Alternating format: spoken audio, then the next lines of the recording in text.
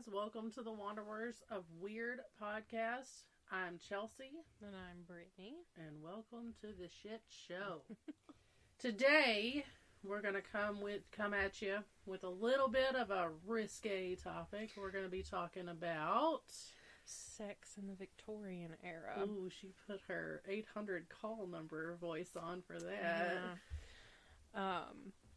I'm not gonna lie, I had a little bit of a hard time writing this episode because I just didn't know how it would be received, and it was just a little bit difficult to be inspired to put it together. I was so excited about this topic, and then I was just like, should I change it? But then I got the flow going, and so I've got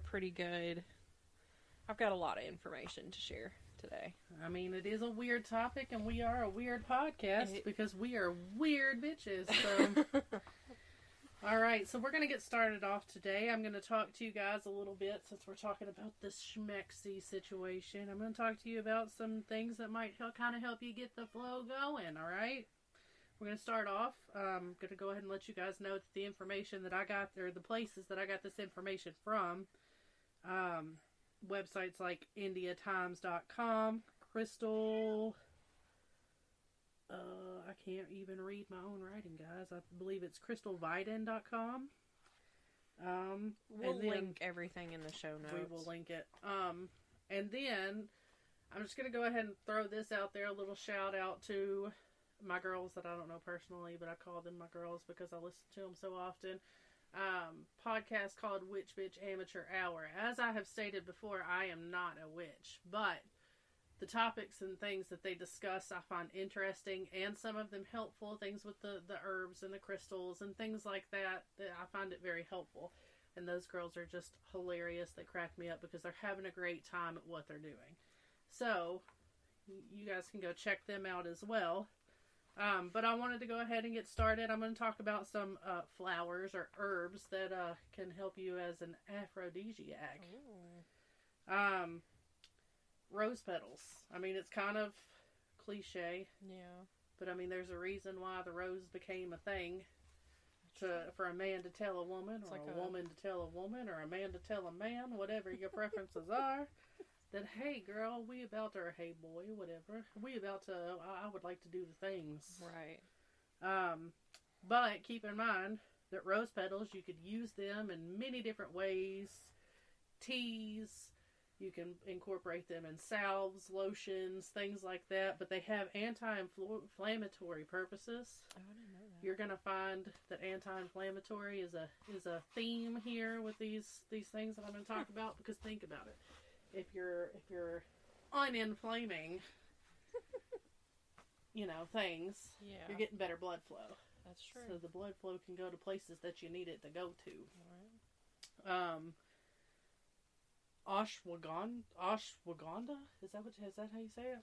I have no idea. It's Indian ginseng, layman terms. It relaxes your nerves. I like to put stuff like that in simmer pots. Water, take your water, put your herbs and spices, whatever you use in. We'll get into those a little bit later on too. Put them into some water, let it boil on the stove for a little while. Mm-hmm. I have a little tiny crock pot that I put them in and let them just go all day. It smells great. Yeah. Does wonders for the house. I love a good simmer pot. Nutmeg. It's an anti-inflammatory. I feel like I knew that. Cinnamon.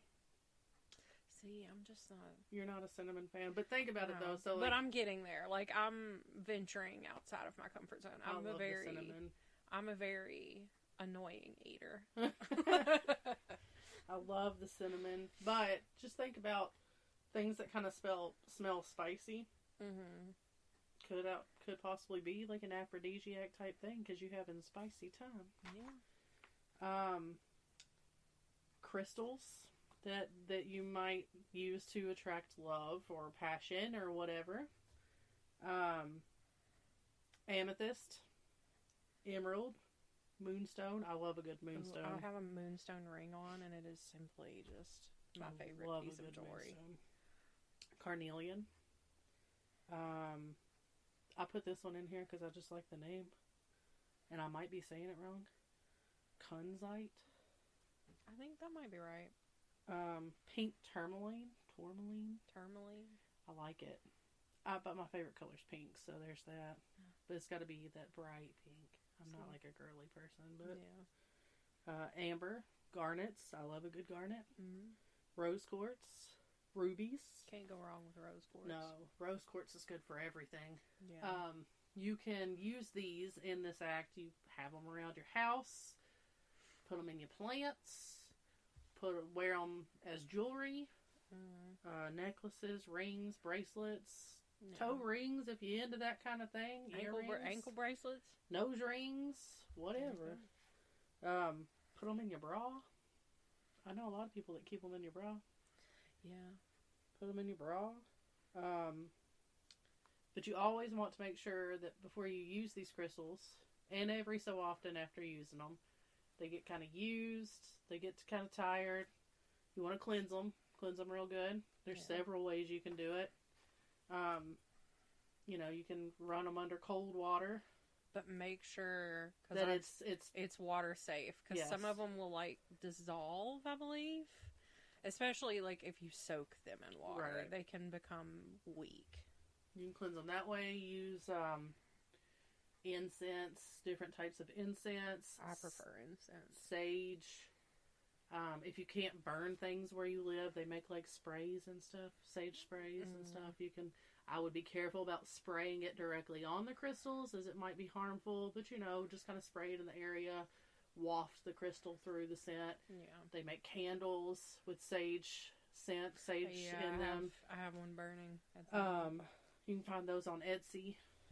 There's several out there. Amazon. Wax on Fire is the Etsy store I buy mine from. But while you're cleansing these, make sure that the whole time you're cleansing these, you're setting your intention to what you want it to do.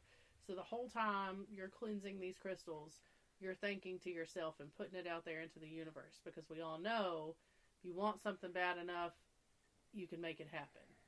So set your intention. I'm cleansing this crystal because I want this person that I'm super interested in to be attracted to me.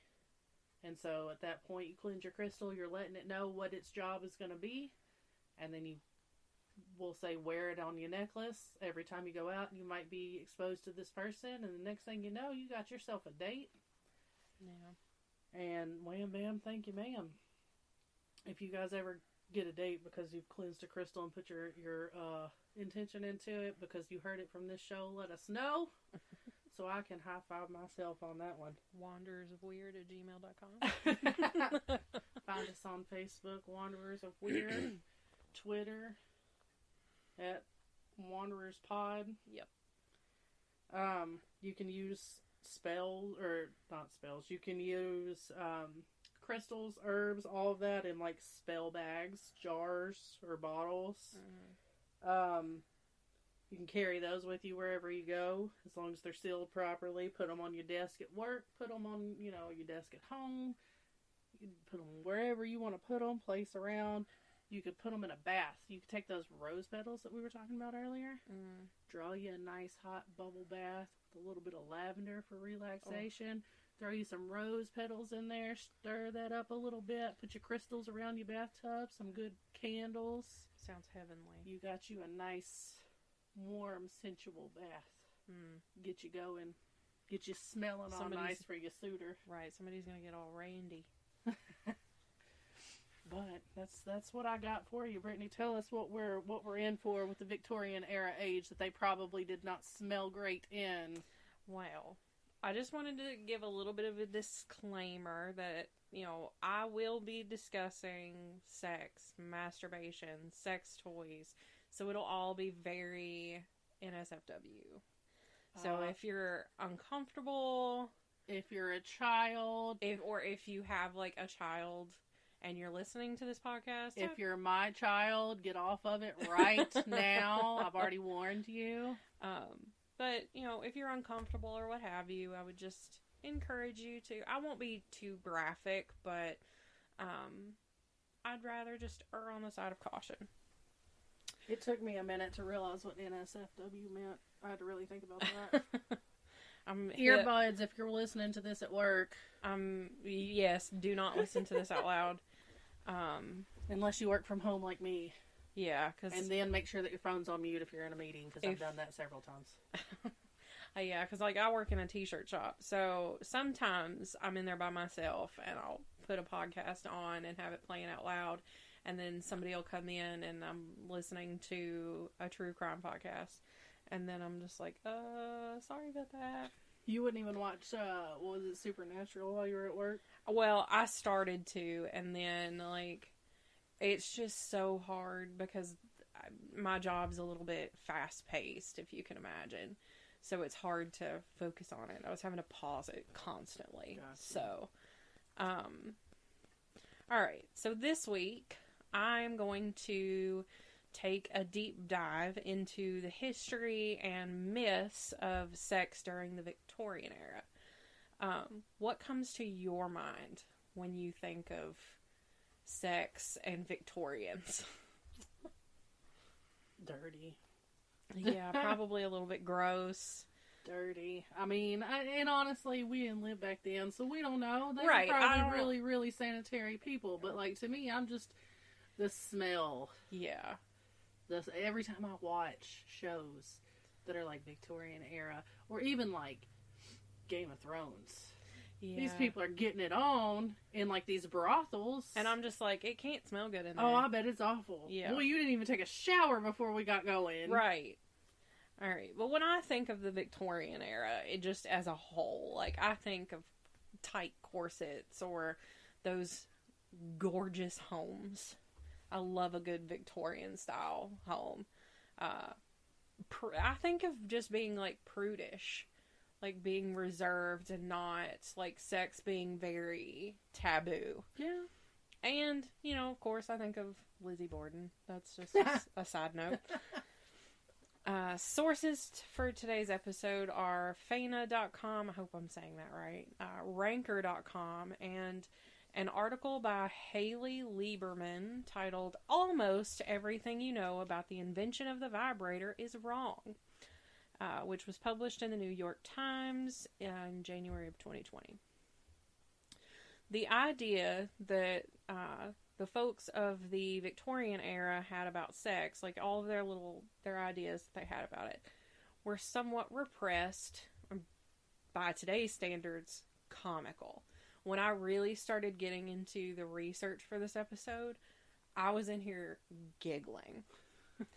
So, there were a lot of manuals and advice books published, if you can imagine, that would more often than not lead the reader to being totally ignorant of sex rather than gaining some knowledge in the subject.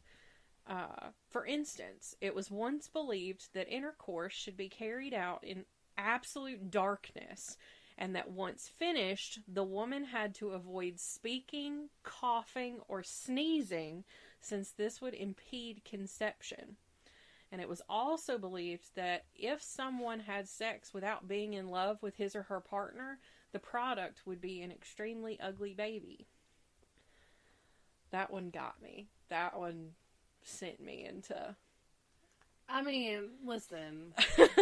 I don't think that that's all it takes. Listen. I mean, I might be a little biased, but my children are quite beautiful. Kids are so cute. They're quite beautiful children, so that says a lot right there. And with that standard. But I'm here for the dark. I'm not one that does it with the lights on. Yeah, I'm not a fan. Like, sometimes it'll happen, but I'm very conscious of the jiggly bits when the lights are on. Absolutely. So, yeah, no. And no worries. There will be no scandalous sex tapes coming from us. No, absolutely not. Another matter that was just totally viewed negatively was masturbation, which even today is not. It's a little bit more talked about, and it's a little bit more okay, and there's sex toy stores and all this. And if you're my mom, I'm sorry, but we go to those a lot. I say a lot. We go to those Right. Like, I gotta, there's monthly subscription boxes. Yeah. There's great stuff. Okay, so masturbation was something that it was believed that if done to excess would cause the person to either go insane or would cause impotence. It was also believed that a person who excessively masturbated would lose their height, like they would shrink, and their organs wouldn't grow.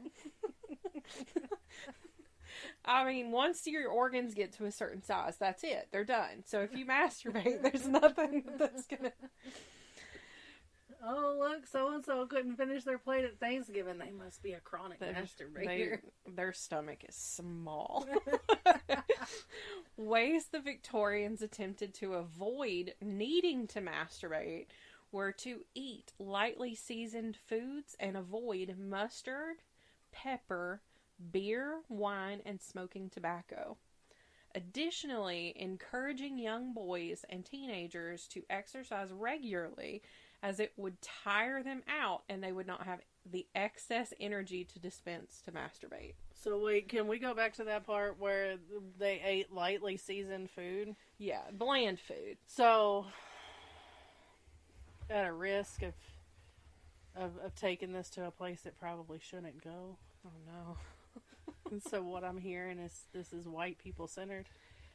That's what it feels like, yeah. There's no flavor. No mustard. No beer. No wine. I'm okay with that, because I don't drink beer or wine anyway. They're nasty. Well, that's my opinion. Some of them. They are pretty pissy, but sometimes that's just what you're in the mood for. I'm a simple girl with simple needs. Well, and sometimes just an ice cold beer just does it for me. Let me just add this in here that I am very white and my food is seasoned. Yeah, I use some Cajun seasoning quite frequently. And Lay's potato chips. If you're listening to this, I've got beef, because the creamy jalapeno sauce has been discontinued, and if Lay's ever wanted to sponsor us, no, it's not happening. You reject your sponsorship. Listen, come to me. Come to me. We'll talk about it. We've got to negotiate terms, because I need creamy jalapeno dip to come back. Anyway. If the Victorians wanted to avoid pregnancy, they believed that if one was riding a horse over an irregular path the day after intercourse, that this action would prevent pregnancy. I want to hear the science behind that. I've been taking birth control all these years for no reason. I could just ride a horse over a path. It was also believed that dancing after sex would have the same effect. Oh, listen. How many downtown Nashville rendezvous in bar bathrooms resulted in a child being born, even though they danced after? They danced. I'm sure they did. Naughtily on that dance floor. French physiologist Eugene Becklard asserted that a baby would be born with the characteristics of whoever had the strongest orgasm during conception. And other experts claimed that one should be careful to not conceive on a staircase because the baby would be born with a crooked back.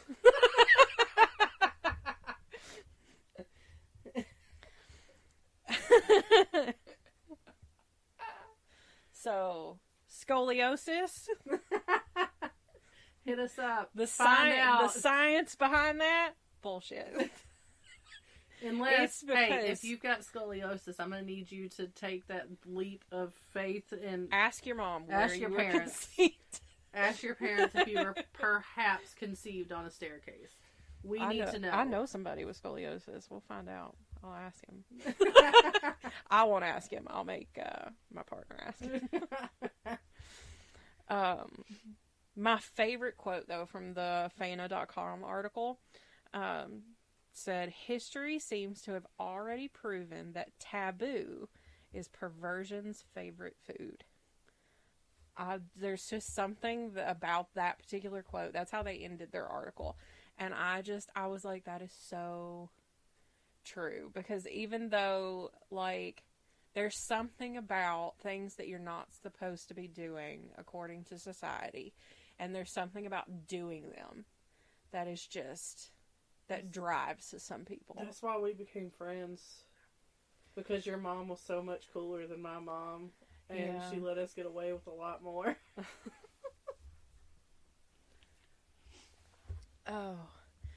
Have you ever heard someone throw around the idea that vibrators were invented to treat women's hysteria in the Victorian era? Like, that's why they were invented? No, that's a new one for me. So, it's not true. And was never the intent of the man who invented what would come to be the first vibrator. It was called Granville's Hammer, and was designed by Dr. Joseph Mortimer Granville to be a massager for sore muscles. It just sounds painful.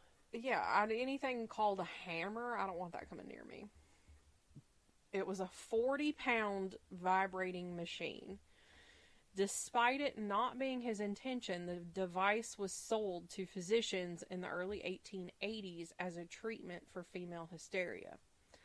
According to the following excerpt from the article written by Hallie Lieberman that I mentioned earlier, Mrs. Maines is right about one thing. The electric vibrator was invented by a physician, the British doctor Joseph Mortimer Granville. But when Dr. Granville invented the vibrator in the early 1880s, it was not meant to be used on women or cure hysteria. In fact, he argued specifically that it shouldn't be used on hysterical women. Rather, Dr. Granville invented the vibrator as a medical device for men, to be used on a variety of body parts, mainly to treat pain, spinal disease, and deafness. The only sexual uses he suggested were vibrating men's perineums to treat impotence. And illustrations in Dr. Granville's book on the invention of the electric vibrator show him only using it on men. So it was never intended to be used on women at all. Look at us making shit all about us. Right. And for our pleasure only. Hey, can I just make a off-topic side note? Here we are recording this episode about this topic that we're talking about, and I have just in the past few minutes gotten 2 messages from my middle child. Let me just get right on responding to those while I'm talking about sex toys. The next one, I only picked a few. Like, there are several, like, Victorian era sex toys and vibrators that were, you know, popular during the time, but I only picked a few to talk about. The manipulator was patented by Dr. George Taylor in 1869.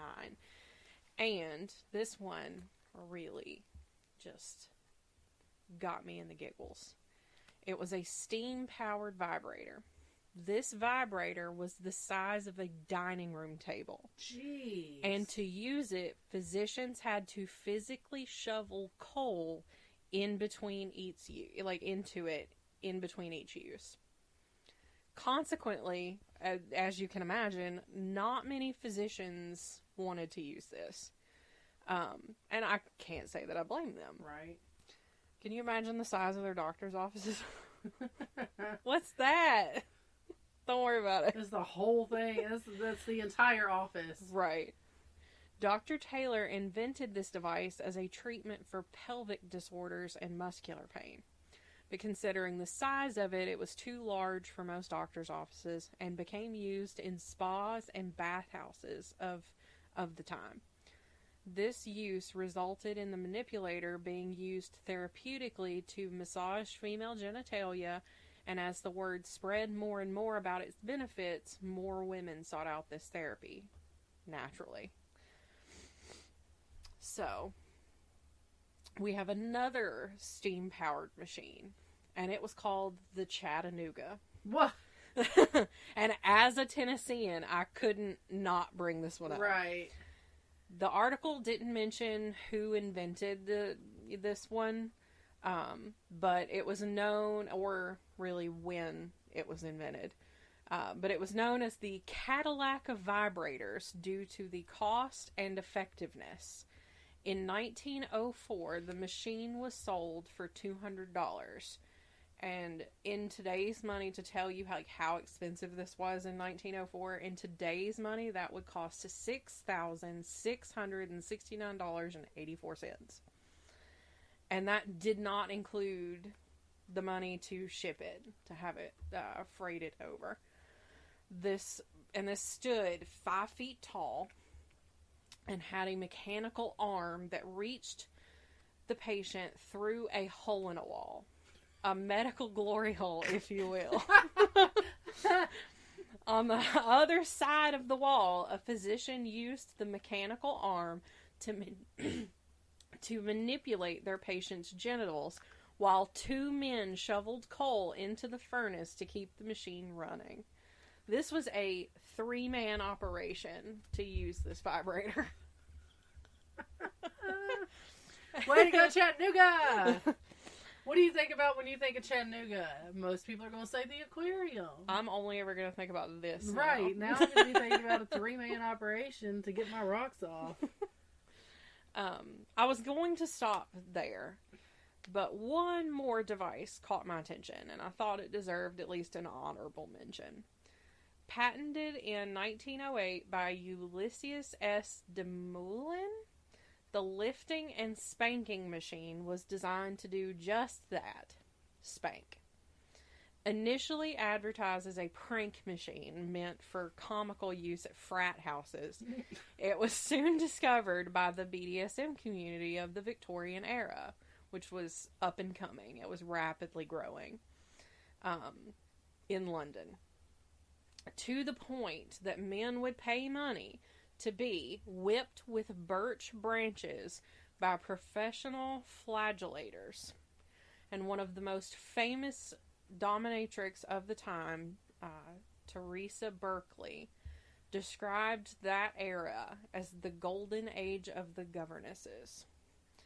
And that's all I have for sex and myths of the Victorian era. I really wish y'all could see my face right now. Yeah, I'm just a whole machine for spanking. A whole machine for spanking. And the intent was for frat houses, for like initiation ceremonies. Literally all I can think about is a bunch of Kevins running around at Vanderbilt.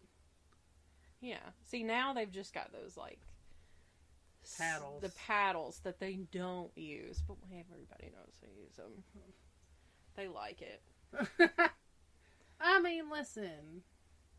A little spanky spank is not a terrible thing from time to time. It's not. But, like, a bunch of dudes running around a nasty... and then you know that house is nasty. Just trying to spank each other. They got one guy in that whole house that cares about the hygiene of everything that's going on, and he is working his ass off. Oh, yeah, and everybody to clean makes up after his everybody makes fun of him for it.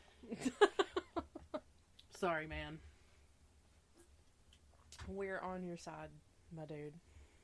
He's probably a Virgo. Probably. Yeah, we'd be like that. Well, That's it. Anything else you want to add? I don't think so. I think we covered it, man. All I like how my topic was not nearly as entertaining as yours. I love it. It happens. I love it. Sometimes you're going to be the star of the show. That's fine. I'm okay with it. All right. I guess till the next one. Thanks for coming, guys. Bye.